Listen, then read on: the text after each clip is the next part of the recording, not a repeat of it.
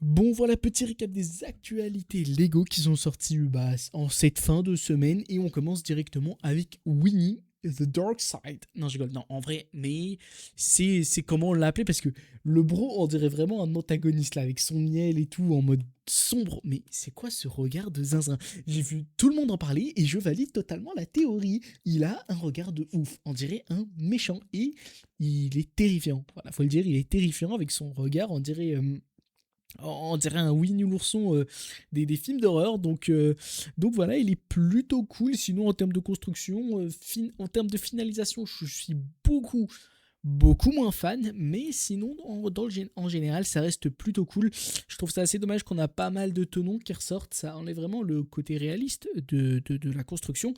Et puis voilà, ensuite on a un autre personnage, et j'ai pas le blaze, mais en tout cas, voilà, on a également une mini-figurine qui accompagne le personnage, donc je vais dire que c'est plutôt cool. Et, euh, et puis on a une figurine astronaute qui, elle, est pour le coup plutôt bien faite. Je la trouve beaucoup mieux réalisée que la figurine Lego qu'on avait eue il y a peut-être maintenant de ça 2 ans. Elle avait très bien marché, il y a beaucoup de gens qui l'ont, et celle-là je la trouve beaucoup mieux réalisée parce que du coup déjà elle est beaucoup plus complexe. Refaire un astronaute en Lego c'est pas le truc le plus simple. Excusez-moi, le mec tous en vidéo il veut pas cuter le moment parce que j'ai trop la flemme de passer au montage. Enfin bref. Du coup, voilà, on a la genre de fusée derrière, le casque, donc c'est beaucoup plus complexe. Et pour le coup, je trouve ça très bien réalisé. Et on finit avec ça. Donc, je pense que ça serait peut-être une exclue pour les Anglais. Et en tout cas, je le trouve plutôt cool. Du coup, voilà, on continue avec un leak pour la CMF, la 29e.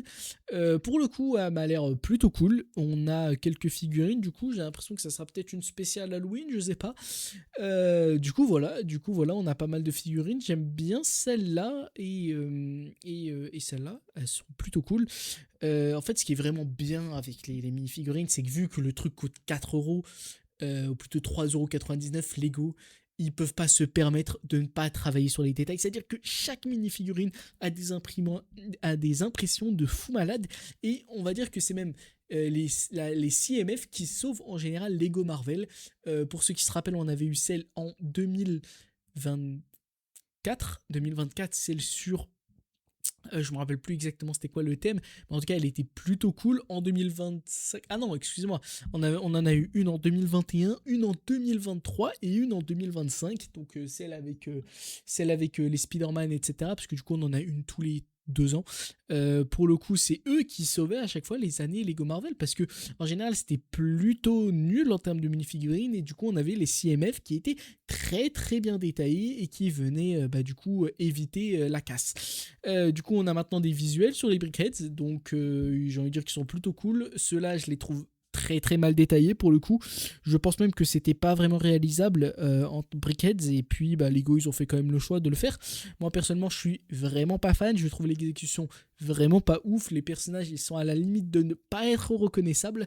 Du coup, voilà, ça c'est mon avis. Je sais pas ce que vous en pensez. N'hésitez pas à me le dire en commentaire.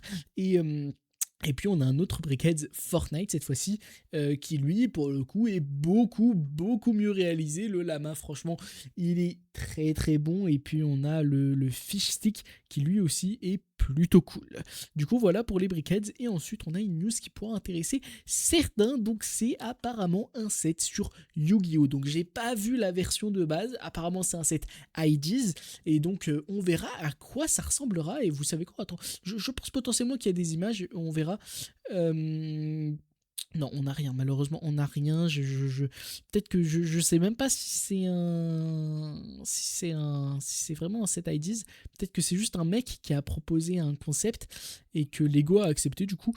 Donc voilà, apparemment, moi, bon voilà, tout ce qui est Yu-Gi-Oh, Pokémon, etc. Moi, j'ai jamais regardé, je ne connais pas. Mais pour les connaisseurs, voilà, ce sera apparemment un duel de monstres animés. Et du coup, voilà, apparemment, il devrait avoir 2000 pièces au grand maximum et ça devrait partir en conception, normalement, de ce que je comprends bien, à partir non, ça partit en conception entre février et mars 2026. Voilà, c'est ce que j'ai compris. On continue avec du technique, donc on a une voiture toujours aussi bien réalisée et avec un prix toujours aussi élevé, j'ai envie de dire. Donc 230 euros, ça sera vraiment pas donné, mais pour les fans de F1, tout ça, je pense que vous serez quand même assez bien régalé parce que au niveau de la conception, au niveau de la finalisation, au niveau des détails, franchement, Lego, ils savent ce qu'ils font, ils mettent toujours la barre aussi haute et pour le coup, c'est super, voilà, faut pas se mentir, c'est incroyablement beau. Et puis on passe à l'actualité d'après, donc encore des Brickheads, et là on enchaîne sur les Tortues Ninja, donc enfin les Tortues Ninja chez Lego, en tout cas enfin le retour des Tortues Ninja chez Lego. J'avais fait une vidéo sur pourquoi ont-ils floppé, où je parlais de Nexonite, Stranger Things, Hide and Side et Tortues Ninja, et du coup apparemment dans la vidéo, j'avais conclu que les Tortues Ninja ne reviendraient pas parce que au niveau du succès financier, c'était pas si ouf que ça. Et puis Lego nous surprend avec des Brickheads sur les Tortues Ninja. Moi personnellement, je suis pas forcément le plus grand fan des Brickheads parce que c'était pas forcément des playsets, c'est pas forcément des sets d'exposition. Ou en tout cas, au niveau de l'exposition, c'est pas le truc le plus ouf que ça. Mais en tout cas, voilà, on a des Brickheads et puis on verra, on verra pour la suite, j'ai envie de dire. On enchaîne avec une autre actualité et puis celle-là c'est du Lego Technique. Donc apparemment on aura une nouvelle Bugatti Chiron. Donc celle-là elle sera verte, elle coûtera 65 euros et elle sortira en juin. En juin 2026. On enchaîne sur une autre actualité technique. Donc celle-là, ce sera une supercar machin, je sais pas quoi, qui elle coûtera 450 euros et qui sortira un mois plus tard, donc en juillet 2026. On continue avec d'autres actualités, donc du Jurassic World avec des dinosaures. Je ne vais pas m'attarder sur chaque détail parce qu'on n'a pas vraiment d'infos et je ne trouverais pas ça super pertinent. Et puis on a d'autres actualités au niveau de Lego City. Toujours des titres, toujours des noms. Lego City, ça reste toujours très très général. Donc je pense que au niveau des noms, etc., ce serait pas très intéressant d'analyser tout ça. Et puis on enchaîne sur de la F1, des Brickheads et du Duplo. Donc on aura encore des véhicules, de la Brickheads et puis on aura également du Marvel avec des Brickheads autour de Spider-Man et Doomsday, donc on verra ce que ça donnera. Puis on a du Harry Potter, une gamme qui veut durer dans le temps alors qu'il n'y a plus rien à raconter étant donné qu'il n'y a plus rien qui sort, donc on verra pour la suite. Ensuite on a du Lego Friends, une gamme qui m'intéresse pas forcément, donc je vais passer ça, mais je vous mets l'image juste ici pour ceux qui sont intéressés, qui voudraient mettre pause.